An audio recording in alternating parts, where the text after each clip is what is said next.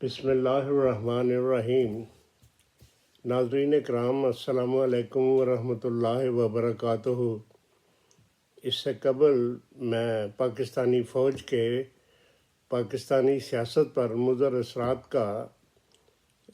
ذکر کر چکا ہوں۔ 4 ویڈیو بنائی تھیں۔ چوتھی ویڈیو میں میں نے جماعت اسلامی کے امیر اور بانی جو ہے نا مولانا مودودی صاحب کے بارے میں بات کی تھی اور ان کے نظریات کا ذکر کیا تھا۔ تو میں نے بتایا تھا کہ وہ مولانا مودودی صاحب متع اور یا تقیہ کے وہ قائل تھے، لیکن 1953 میں جسٹس منیر صاحب اور جسٹس رستم کیانی صاحب کی عدالت میں انہوں نے یہ بھی تسلیم کیا کہ اگر پاکستان کے جو ہے سیاستدان جھوٹ بول سکتے ہیں تو ایک عالم دین کیوں نہیں بول سکتا۔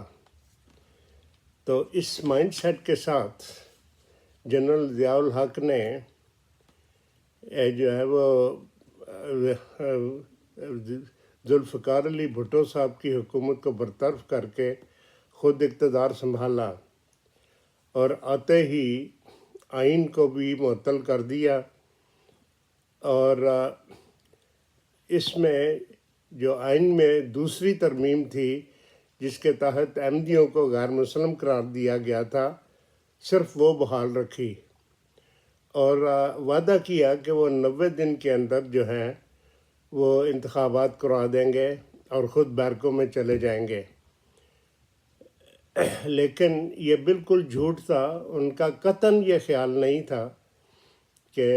قطعاً یہ نہیں چاہتے تھے کہ وہ 90 دن کے اندر ہو جائے، انتخابات ہو جائیں اور وہ واپس چلے جائیں۔ یہ تو ان کا شروع سے خیال ہی نہیں تھا، اور بڑی مشکل سے جو ہے وہ جماعت اسلامی کے ایک آدمی کو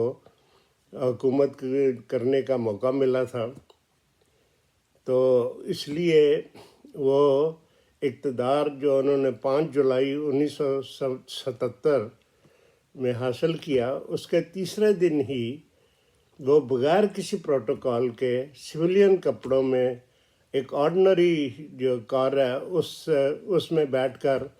وہ لاہور گئے اور مولانا مودودی صاحب سے ملاقات کی اور ان سے یہ پوچھا کہ اب چونکہ اقتدار تو مل چکا ہے، اب جو ہے وہ کس طرح میں اسلام کو پاکستان میں نافذ کروں گا۔ ظاہر ہے کہ یہ 2-4 دن کی تو بات نہیں، یہ تو ایک لمبا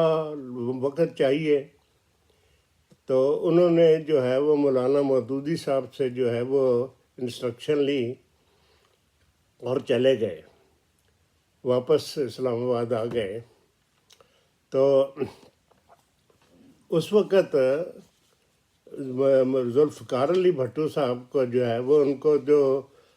اس وقت جو بیانات دے رہے تھے، جو تقریریں کر رہے تھے، اس میں تو بھٹو صاحب یہ کہہ رہے تھے کہ میں جنرل ضیاء الحق کی مونچھوں کا کاٹ کر ان کے اپنی جوتے کے تسمے بناؤں گا اور اسے عبرتناک سزا دے کر پھانسی دے دوں گا، کیونکہ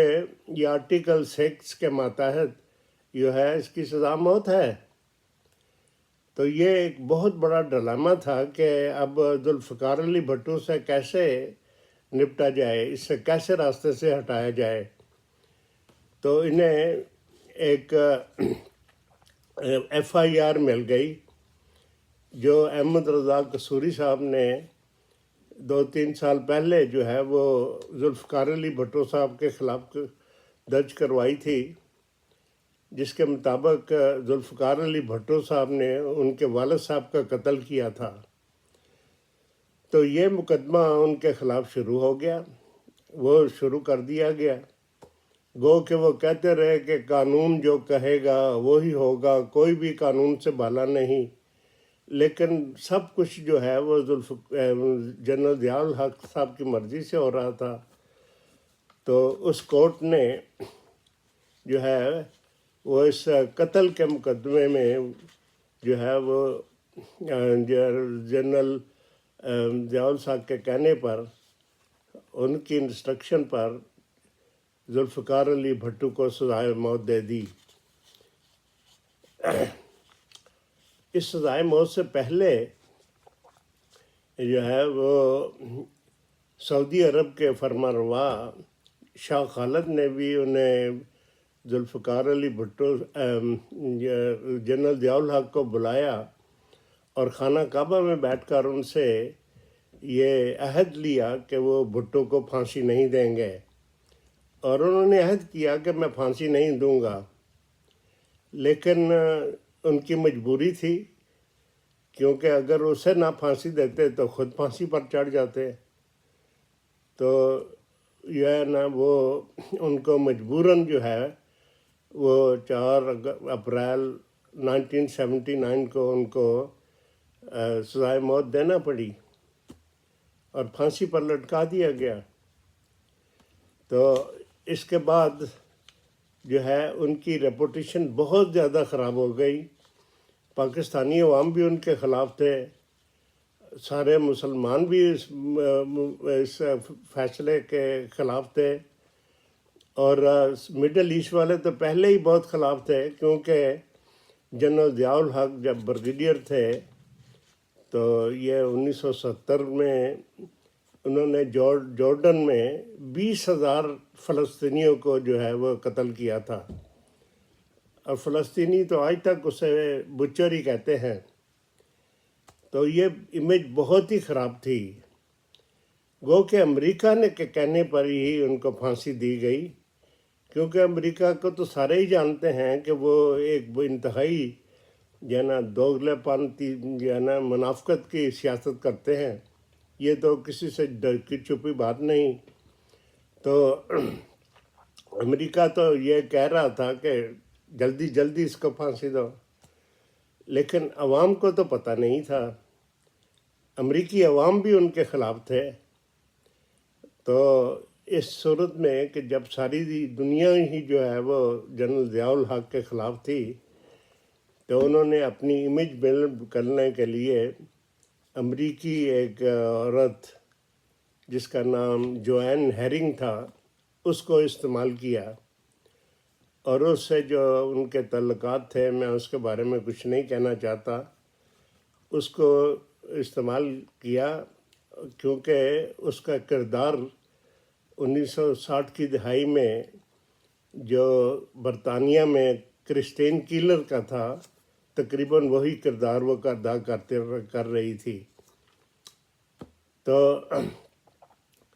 یہ بھٹو کو ایک طرف لگانے کے بعد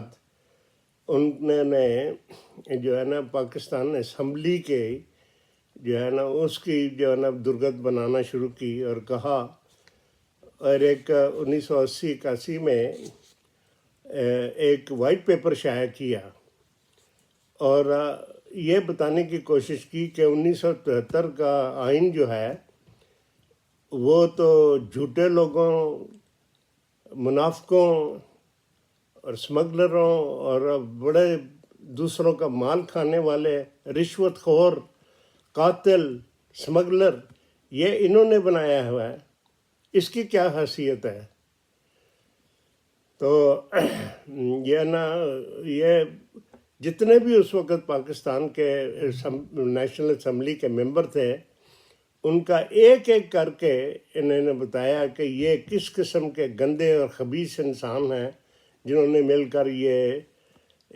کانسٹیٹیوشن بنایا تھا۔ اس کانسٹیٹیوشن کی کوئی ویلیو نہیں،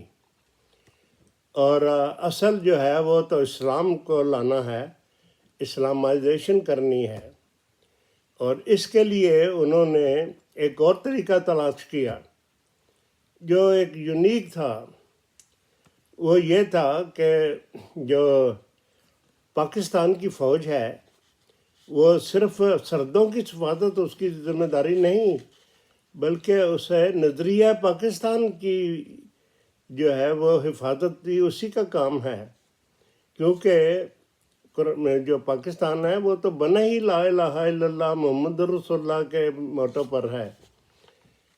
تو انہوں نے اسلامائزیشن شروع کر دی، اور تو کچھ نہیں کر سکتے، اسلامی سزائیں اور کوڑے مارنا شروع کر دی ہے جو اسلامی تعلیم کے خلاف تھے، اور زبردستی لوگوں کو کہا کہ نہیں نمازیں پڑھو، زبردستی شروع کر دی۔ اور اس وقت کا جو ہے نا وہ مجھے یاد ہے کہ عام اخباروں میں یہ آتا تھا کہ اب لوگ اپنے دفتروں میں رشوت نہیں لیتے، بلکہ ان کو کہا جاتا ہے کہ میں وہ نماز پڑھنے مسجد میں جا رہا ہوں، تم بھی آ کر میرے ساتھ کھڑے ہو جانا اور جو لفافہ ہے میرے آگے ڈال دینا۔ تو مسجدیں جو ہیں وہ رشوت گاہ بن گئیں۔ اور پھر انہوں نے 1984 میں ایک آرڈیننس پاس کیا جس کے تحت جو ہے وہ احمدیہ احمدیوں کو وہ تقریباً تمام انسانی حقوق سے جو ہے وہ ان کے ڈینائی کر دی گئے کہ وہ کچھ بھی نہیں، نہ مسلمان ہو سکتے ہیں، کہہ سکتے ہیں، نہ آپ کلمہ پڑھ سکتے ہیں، نہ اذان دے سکتے ہیں، نہ اپنی مسجد کو مسجد کہہ سکتے ہیں۔ کوئی بھی جو ہے وہ اسلامی جو باتیں ہیں وہ آپ بالکل کر ہی نہیں سکتے، کسی کو السلام علیکم بھی نہیں کہہ سکتے۔ تو یہ انہوں نے پاس کر دیا، اور اس وقت جماعت احمدیہ کے سربراہ حضرت مرزا طاہر احمد صاحب کو اس سے سوا اور کوئی چارہ تھا ہی نہیں کہ وہ پاکستان میں رہ سکیں۔ تو انہوں نے جو ہے وہ خدا تعالیٰ نے یہ سارا کام کیا کہ وہ پاکستان سے ہی نکل آئے اور برطانیہ میں پہنچ گئے، اور یہاں انہوں نے آ کر جماعت احمدیہ کو پھر اکٹھا صاف کیا اور ان کے حوصلے بڑھائے۔ تو یہ جب انہیں جنرل ضیاء کو پتہ چلا کہ وہ تو جماعت احمدیہ کے جو ہیں وہ خلیفہ وہ تو لندن پہنچ چکے ہیں، تو ان کی حسد کی آگ اس قدر بڑھی کہ اس قدر بڑھ گئی کہ انہوں نے مزید ظلم کرنے شروع کر دیے اور مولویوں کو اکسایا کہ احمدیوں کے خلاف باتیں کریں، یہاں تک کہ 1986 میں انہوں نے لندن میں ایک علماء کانفرنس بنائی، اور جو لندن میں اس وقت ہائی کمشنر تھے ارشد حسین صاحب، ان کو کہا کہ اس کانفرنس میں جو ویمبلے میں ہوئی اس میں میرا پیغام پڑھ کر سنائیں، اور وہ پیغام یہ تھا کہ میں اسلامائزیشن لانا چاہتا ہوں، اور جو ہے نا مرزائیت جو ہے وہ اس میں سب سے آگے ہے، قادیانی جو ہے نا وہ نہیں ہونے دیتے، اور میں نے جو ہے وہ فیصلہ کیا ہے کہ قادیانیوں کا جو کینسر ہے میں اس کو جڑ سے اکھیڑ دوں گا۔ میری زندگی کا مقصد یہ ہے کہ میں قادیانیوں کے کینسر کو جڑ سے اکھیڑ دوں۔ تو میں اسی پر یہاں پر تک اتفاق کرتا ہوں، ویڈیو لمبی ہو جائے گی، میرا اسی پر اتفاق کرتے ہوئے آپ سے اجازت چاہتا ہوں۔ مزید اس کے بارے میں اگلی ایپیسوڈ میں لکھوں گا، کہوں گا۔ السلام علیکم ورحمۃ اللہ۔